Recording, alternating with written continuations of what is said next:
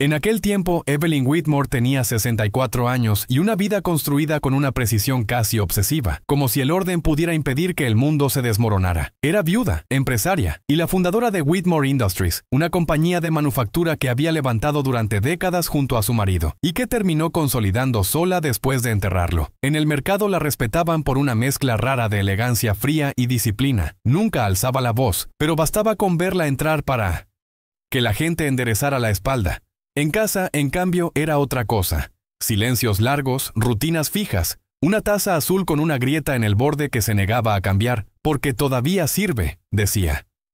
Su único hijo, Carlton, tenía 39 años, era brillante, bien hablado y desde fuera parecía el heredero lógico de todo. Evelyn llevaba meses pensando en cómo hacer una transición gradual, algo digno, sin drama. Lo que no sabía, y lo que la historia le iba a arrancar a la fuerza, era que, mientras ella pensaba en legado, alguien ya estaba calculando su fecha de caducidad. Los síntomas habían empezado de un modo tan sutil que daba vergüenza mencionarlos. Un mareo corto al levantarse, una debilidad extraña en las manos cuando firmaba documentos, un cansancio que no se iba ni durmiendo 8 horas. Después vinieron los detalles que la irritaban porque no tenían explicación. El corazón acelerándose sin razón, la boca con un sabor metálico que le recordaba monedas viejas, y una pérdida de peso que la gente celebraba con comentarios tontos tipo «te ves más joven», mientras ella se miraba al espejo y se veía más apagada. Evelyn lo atribuía a estrés y edad, porque a esa edad una aprende a culparse antes de sospechar de los demás. En ese contexto, Carlton la llamó para proponer una reunión familiar y corporativa en casa, supuestamente para hablar del plan sucesorio, de papeles, de estructura futura. Sonó adulto. Sonó correcto.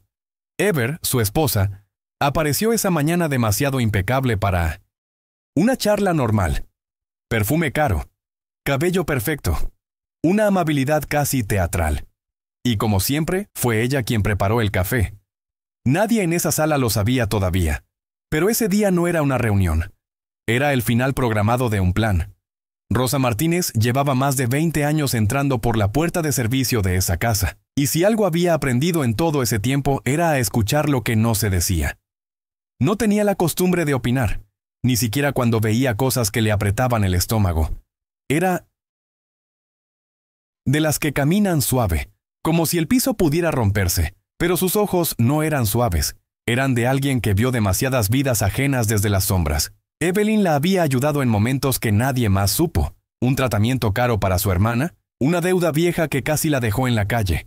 Y Rosa no lo olvidaba porque hay favores que no se pagan con dinero, se pagan con lealtad. Desde hacía meses ella notaba patrones pequeños, casi ridículos de mencionar.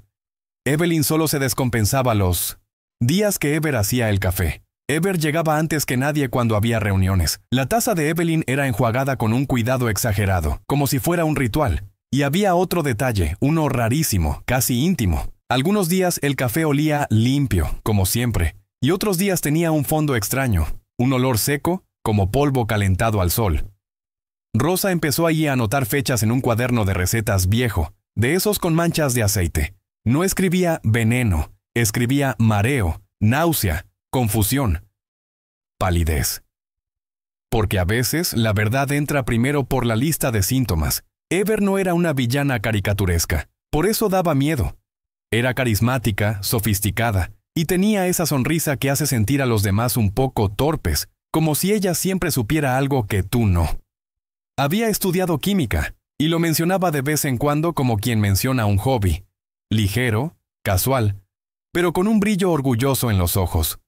En la casa se movía como si ya fuera dueña, reorganizaba cajones, cambiaba knitting, flores, elegía vinos, opinaba sobre negocios con palabras bonitas y vacías. Y Carlton tenía el tipo de paciencia falsa que se usa cuando uno está esperando que algo termine. A Evelyn le costaba reconocerlo. Pero su hijo se había vuelto experto en hablarle como a una anciana frágil, con frases cortas y una calma que no era amor, era control. Mamá, te estás agotando. Mamá, ya hiciste suficiente. Mamá, confía en mí. Cada mamá sonaba como una mano en el hombro empujándola hacia abajo. Rosa, desde la cocina, escuchaba pequeños fragmentos, conversaciones que se cortaban cuando ella entraba. risas bajitas que no pertenecían a una casa segura, y una frase que se le quedó clavada aunque no la entendió en ese momento. Tiene que ser el día de la firma. No sabía exactamente qué significaba, pero el modo en que lo dijeron le erizó la piel, como si hubiera pasado alguien por detrás de ella sin hacer ruido. Los meses anteriores a la reunión fueron una especie de neblina espesa. Para Evelyn, un tiempo en el que todo parecía seguir funcionando, mientras algo esencial se iba apagando por dentro. En la empresa, los números seguían firmes, los empleados la saludaban con el mismo respeto de siempre, pero ella empezaba a perder palabras en medio de frases simples, algo que la enfurecía en silencio. Había días en que miraba un correo 2 veces sin entenderlo del todo, y luego se odiaba por eso, como si el cuerpo le estuviera fallando en cámara lenta.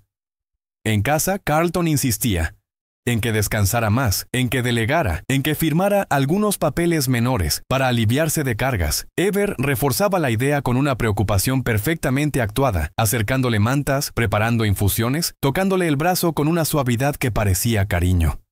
Pero había momentos extraños, casi imperceptibles, en los que Evelyn sentía una punzada de alarma. Una mirada demasiado fija de Ever. Un silencio incómodo cuando entraba a una habitación sin avisar. Una prisa inexplicable por saber si ya había tomado el café. Eran sensaciones pequeñas, fáciles de descartar, y Evelyn las descartaba porque admitirlas habría significado aceptar que el peligro podía venir de adentro. Rosa, en cambio, no descartaba nada. Cada día añadía una línea más a su cuaderno, y con el tiempo empezó a guardar cosas, fotos rápidas del envase del café, capturas borrosas de Ever usando un frasquito pequeño que nunca había visto antes, grabaciones de audio con el celular escondido en el bolsillo del delantal. No lo hacía con la cabeza fría de una investigadora, sino con el pulso tembloroso de alguien que siente que, si no actúa, va a cargar con una culpa imposible de lavar. La noche antes de la reunión, Rosa casi no durmió. Oyó pasos en la cocina de madrugada, el sonido seco de una cucharita golpeando cerámica, y una conversación en susurros que se filtró por la puerta entreabierta. No entendió todo, pero entendió lo suficiente. Había una urgencia, un mañana, un después de firmar. Cuando amaneció, Rosa se miró al espejo del baño de servicio y se dijo algo que nunca se había permitido decir en voz alta. Si ese día no hacía nada, Evelyn no iba a sobrevivir.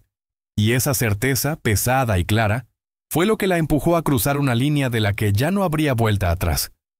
La mañana de la reunión amaneció extrañamente silenciosa, como si la casa supiera algo que Evelyn todavía no. Ella se levantó más temprano de lo habitual, con un nudo en el estómago que no era hambre ni ansiedad, sino una intuición incómoda que no lograba traducir en palabras. Se duchó despacio, notando cómo el agua caliente le dejaba los brazos pesados, y se vistió con un traje gris que había usado en negociaciones importantes, casi como un amuleto. En la cocina, Ever ya estaba allí, demasiado despierta para esa hora, moviéndose con una eficiencia impecable mientras el café goteaba en la cafetera. Carlton revisaba papeles en la mesa, evitando mirar a su madre directamente, como si el contacto visual pudiera retrasar algo. Evelyn notó que la taza azul ya estaba servida, colocada exactamente en el mismo lugar de siempre, pero esa vez el vapor le trajo un olor distinto, más intenso, casi agresivo. Pensó en decir algo, pero se contuvo. No quería parecer paranoica. No quería ser la madre difícil. Esa necesidad de mantener la paz fue, sin saberlo, una de las armas más fuertes que usaron contra ella. Rosa entró a la cocina con el corazón golpeándole el pecho como si hubiera corrido kilómetros, aunque apenas había caminado unos pasos. Vio el café servido y sintió una presión en la garganta que le dificultó respirar. Había visto a Ever esa misma mañana medir algo con extremo cuidado, una gota más de lo habitual, y su intuición le gritaba que esa vez no era como las otras. Todo ocurrió en segundos, pero a Rosa le pareció una escena larguísima. Fingió tropezar, dejó caer un paño y con un movimiento torpe, demasiado torpe para ser casual, golpeó la mesa. La taza se volcó y el café se derramó sobre los documentos, manchándolos de marrón oscuro. Carlton se levantó furioso. Ever abrió la boca para gritar, pero Rosa no los miró. Se inclinó hacia Evelyn, lo suficiente para que solo ella pudiera oírla, y le susurró con una voz que no era de miedo, sino de urgencia absoluta. «No beba más. Confíe en mí». Evelyn sintió un escalofrío recorrerle la espalda, un frío antiguo, como si por fin algo invisible hubiera tomado forma. No entendía todo, pero entendió lo esencial. Su vida acababa de depender de una mujer a la que el mundo nunca habría escuchado. El silencio que siguió al accidente fue antinatural, como si alguien hubiera apagado el sonido de la casa. Ever fue la primera en reaccionar, pero no como una persona preocupada. Su rostro perdió color de golpe y sus manos empezaron a temblar con una violencia que no combinaba con su postura elegante. Intentó decir algo, tal vez una excusa, tal vez una orden, pero las palabras se le trabaron en la boca. En cuestión de segundos, su respiración se volvió errática. Los ojos se le abrieron desmesuradamente y cayó de rodillas al suelo con un golpe seco. Carlton tardó un instante demasiado largo en moverse, como si su mente estuviera recalculando un escenario que ya no existía. Cuando por fin gritó pidiendo ayuda, sonó más a pánico propio que a preocupación real. Evelyn observaba la escena desde su silla, con una claridad extraña, casi cruel. Mientras Ever convulsionaba en el suelo, ella sentía, por primera vez en meses, que su cabeza estaba despejada. No había mareo, no había confusión, solo una certeza helada formándose lentamente. Aquello que la estaba matando no estaba dentro de su cuerpo, estaba sentado a su mesa. La ambulancia llegó rápido, y con ella una confusión controlada que dejó la casa patas arriba. Ever fue trasladada al hospital en estado crítico, y Carlton acompañó el proceso con una actuación impecable. Rostro desencajado, manos temblorosas, frases cortadas por supuestos sollozos. Evelyn se quedó atrás, sentada en el salón, con Rosa a su lado, sosteniéndole un vaso de agua como si fuera ella la que acababa de sobrevivir a algo. Nadie le preguntó nada en ese momento, y eso fue un alivio. Apenas se fueron, Rosa cerró la puerta de la cocina con cuidado y miró a Evelyn directamente a los ojos por primera vez en años. No dijo mucho. No hizo discursos.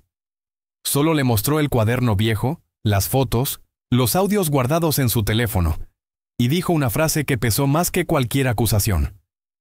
No. Empezó hoy. Evelyn sintió como algo se rompía por dentro, no de dolor, sino de comprensión. Cada síntoma, cada día malo, cada café servido con sonrisa amable empezó a encajar como piezas de un rompecabezas macabro, y en medio de ese encaje entendió algo aún más difícil de aceptar. Su hijo no había sido engañado. Había sido parte. Hay un punto, cuando uno empieza a entender que estuvo en peligro real, en el que la cabeza se queda en silencio absoluto. Evelyn pasó esa noche sentada en su despacho, sin encender la luz principal, repasando mentalmente cada gesto de los últimos meses, como quien vuelve a ver una película sabiendo ya el final. Pensó en cuántas veces se había sentido débil y se había callado. Cuántas veces había confiado por cansancio. Si llegaste hasta aquí leyendo, quizá reconozcas esa sensación de algo que no encaja, y aún así se ignora por amor, por costumbre o por miedo a estar equivocado. A veces ayuda a decirlo en voz alta, aunque sea en un espacio como este. Si te nace, deja un comentario contando desde dónde estás leyendo. No para exponerte, sino para recordar que incluso en los momentos más oscuros, no estamos tan solos como creemos. Esa noche, Evelyn entendió que sobrevivir no siempre es un acto heroico visible. A veces es simplemente escuchar a quien el mundo suele ignorar. A la mañana siguiente, Evelyn tomó una decisión que no vino del miedo, sino de algo más frío y preciso. Citó a Rosa en un café pequeño lejos de la casa, uno de esos lugares donde nadie presta atención a dos mujeres hablando bajo.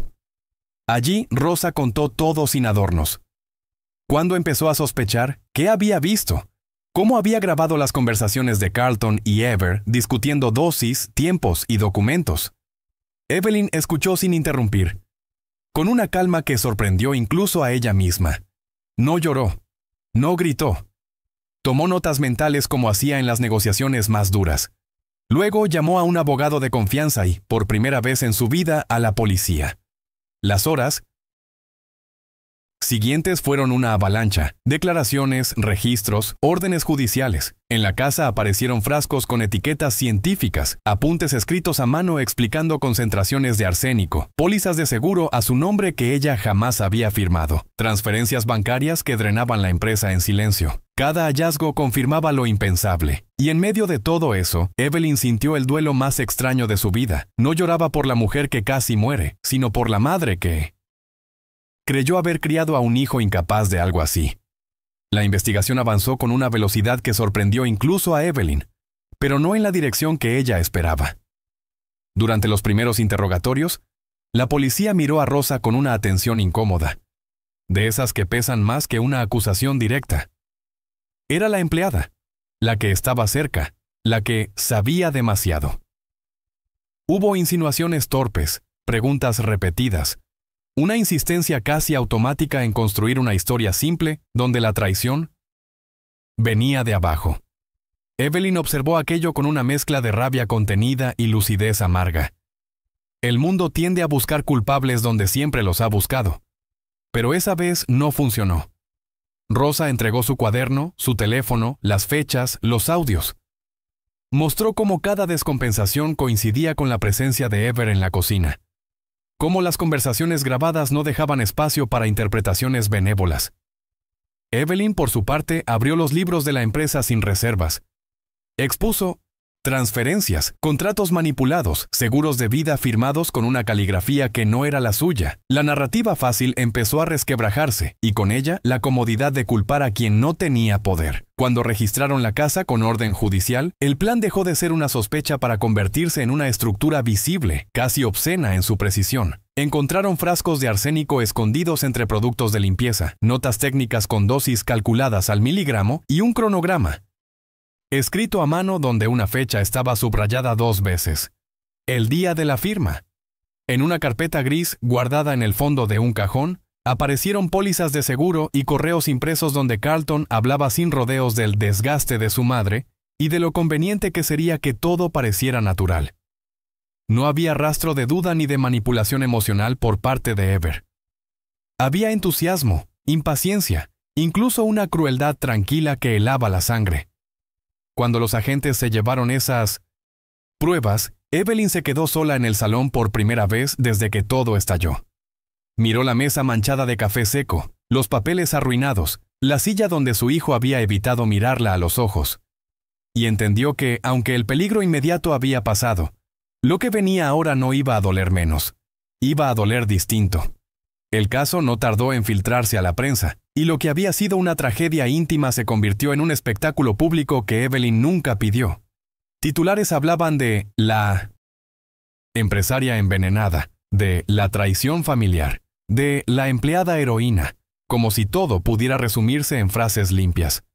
En los pasillos del tribunal, Evelyn sentía las miradas clavarse en su espalda, algunas cargadas de morbo, otras de una compasión incómoda que no sabía dónde ponerse. Carlton fue arrestado junto con Ever cuando ésta salió del hospital, todavía débil, todavía intentando sostener una versión que ya no se sostenía sola. La defensa trató de pintar a Carlton como un hijo confundido, manipulado por una esposa dominante, pero los audios eran implacables, su voz, clara y serena, hablando de tiempos, de herencias, de lo inevitable. Evelyn escuchó esas grabaciones sentada en una sala pequeña, con los brazos cruzados, sintiendo cómo cada palabra borraba años de recuerdos que había protegido con cuidado. No era solo el intento de asesinato lo que la quebraba, era la certeza de que su hijo había disfrutado el proceso de verla apagarse. El juicio fue largo, técnico y emocionalmente brutal. Expertos explicaron cómo el arsénico podía simular un deterioro natural. Contadores desmenuzaron los desvíos de dinero. Y médicos detallaron cómo Evelyn había estado a semanas de una dosis fatal. Rosa declaró con una voz firme que sorprendió a muchos, contando lo que vio, lo que anotó, lo que decidió hacer, cuando entendió que el silencio también mata. La defensa intentó desacreditarla, insinuar intereses ocultos, pero cada ataque se desinflaba frente a la coherencia de los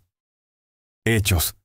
Evelyn, mientras tanto, esperaba su turno para hablar, sintiendo un peso antiguo en el pecho. No era miedo escénico, era la conciencia de que iba a enfrentarse públicamente no a un criminal abstracto, sino al niño que había cargado en brazos. Cuando por fin la llamaron a declarar, se levantó despacio, apoyando la mano en la mesa, y caminó hacia el estrado con la misma dignidad que había usado para dirigir una empresa entera. Sabía que ese momento no iba a devolverle lo perdido, pero sí iba a marcar un antes y un después imposible de ignorar. El día en que Evelyn leyó su declaración de impacto, La sala estaba en un silencio tan denso que casi dolía respirar. No levantó la voz ni buscó dramatismo. Habló como siempre había hablado en su vida, con una calma que obligaba a escuchar. Dijo que no le dolía solo el intento de quitarle la vida, sino la paciencia con la que se había planeado, la frialdad de verla enfermar día tras día y llamar a eso inevitable. En ese punto hizo una pausa breve, no para llorar, sino para recomponerse, y agregó que compartía su historia porque sabía que muchas traiciones no hacen ruido, se construyen en silencio.